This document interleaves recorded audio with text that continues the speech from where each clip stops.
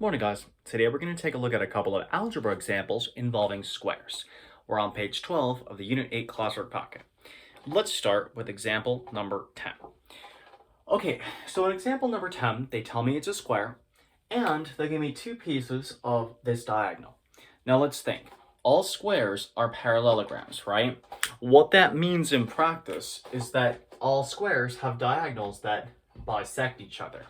So that means each one of those pieces is the same as the other piece.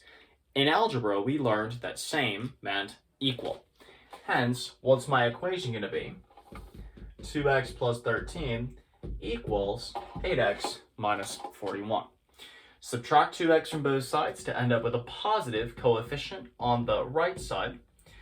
Add 41 to both sides over here, so I get 54 equals 6x. Divide both sides by 6, and I get 9 equals x. Problem is, that's actually not what they asked me for, is it? Okay, so the question is, where do I actually want to plug back in? They asked me for this whole diagonal. Well, I know that that whole diagonal is going to be the same as this diagonal, so all I have to do is plug back into one of these, and then multiply by 2.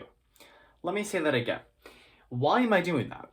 Well, because all squares are also rectangles, that means that the diagonals are congruent. So if I find this diagonal, I've also found this one.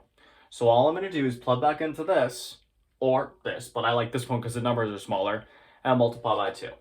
So take the 9, and I get 2 times 9 plus 13. That's 18 plus 13, which I believe is 31. All right.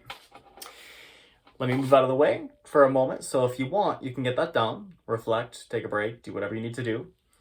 And then let's take a look together at example number 11.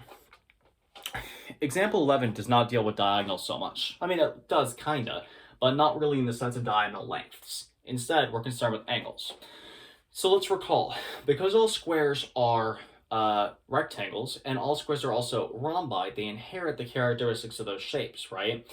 We're going to focus here on the characteristics of a rhombus for a second, because that's what's applicable to the situation. A rhombus, as you may recall, had diagonals that were also angle bisectors. What does it mean to bisect an angle? Cut it in two.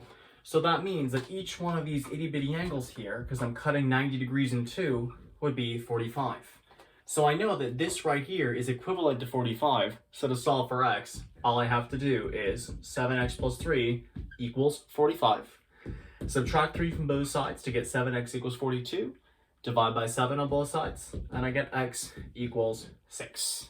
All right? So in many ways, the algebra problems for squares are actually going to be somewhat simpler than they were for rectangles or for rhombuses, right? And the reason for that is that you actually know more.